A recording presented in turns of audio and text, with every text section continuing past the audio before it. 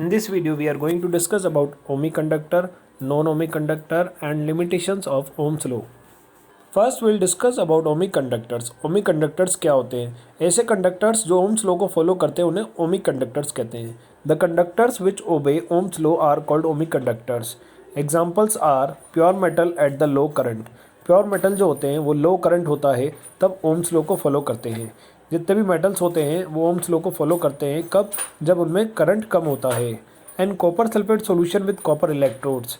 ऐसा इलेक्ट्रोलाइट जो copper sulphate solution का बना हो और उसके अंदर कॉपर इलेक्ट्रोड्स हो तो वो ओम्स लॉ को फॉलो करेगा.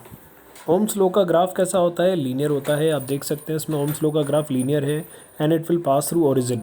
ओम्स लॉ के ग्राफ की तीन क्वालिटीज़ को आप देख सकते हैं. First, it is linear. Second, it passes through the origin.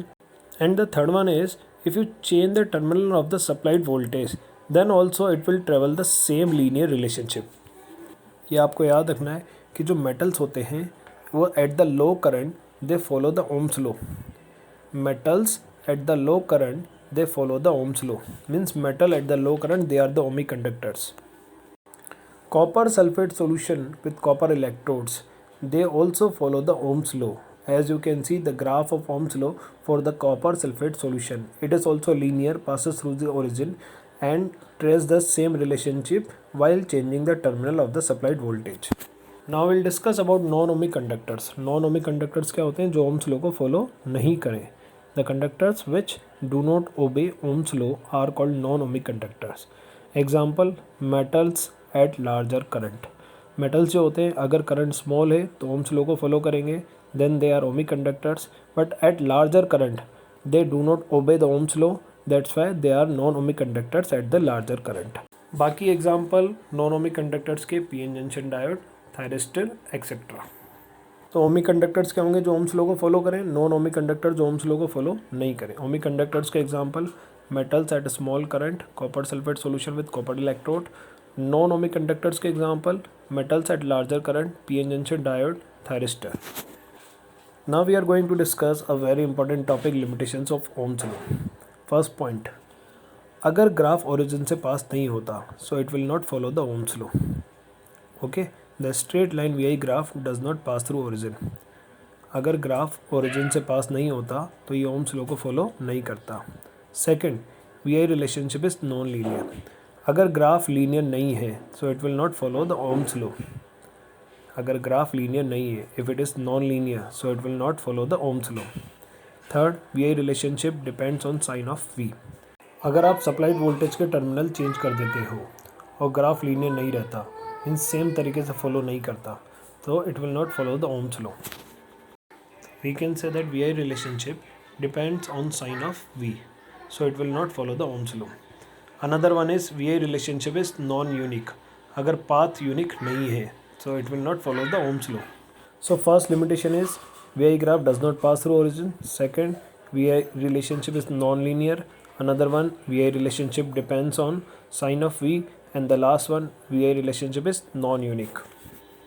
See the VI relationship for the metals. At the small currents it will obey the Ohm's law, but at the large currents it will not obey the Ohm's law. Means अगर current कम है so it becomes ohmic conductor और अगर current ज़्यादा है so it becomes non ohmic conductor. जैसा कि हमने लिमिटेशन में डिस्कस किया था, V I graph is non linear. तो आप देख सकते हैं at small current it is linear but at the larger current it is non linear. So this is the limitation of Ohm's law. This is the VI relationship for the thyristor. As we have discussed in limitations that VI graph is non-unique. आप देख सकते हैं V बढ़ाने पे I बढ़ रहा है, फिर अपने आप ही V कम होने लग जाता है लेकिन I इंक्रीज हो रहा है. So we can say that VI relationship is non-unique. See the VI relationship for the water voltmeter. As you can see the graph does not pass through origin. So this was also in limitation. जैसा कि हमने limitation में discuss किया था, VI graph does not pass through origin. Because in water voltmeter, first we are to supply voltage equal to back EMF. Then it will start conducting. This is the VI characteristics for gallium arsenide. As you can see the VI graph is non-linear. Thyristor is non-ohmic conductor because the graph is non-linear, and this is the limitation of Ohm's law that VI graph is non-linear. See the VI characteristics for the PN junction diode. In limitation we discussed that VI relationship depends on sign of V. अगर ohmic conductor है तो does not depend on sign of V, और non ohmic conductor है so it depends on sign of V. Semiconductor में हम discuss करेंगे forward bias और reverse bias में। फॉरवर्ड बायस में वी पॉजिटिव होगा जिसमें करंट जल्दी से इंक्रीज हो जाता है। रिवर्स बायस में वी नेगेटिव होगा, वी के नेगेटिव होने से करंट जल्दी से इंक्रीज नहीं होता, ब्रेकडाउन होने के बाद इंक्रीज हो जाता है। तो आप देख सकते हैं V I relationship depends on sign of V, तो वी के साइन पे भी डिपेंड कर रहा है, that's why it is limitation. So इस तरीके से हमने ओम्स लॉ की लिमिटेशन को समझने की कोशिश करी। Now see the again the limitations of Ohm's law. First, the straight line VI graph does not pass through origin as we have discussed in water voltmeter. Another VI relationship is non-linear as we have discussed in thyristor.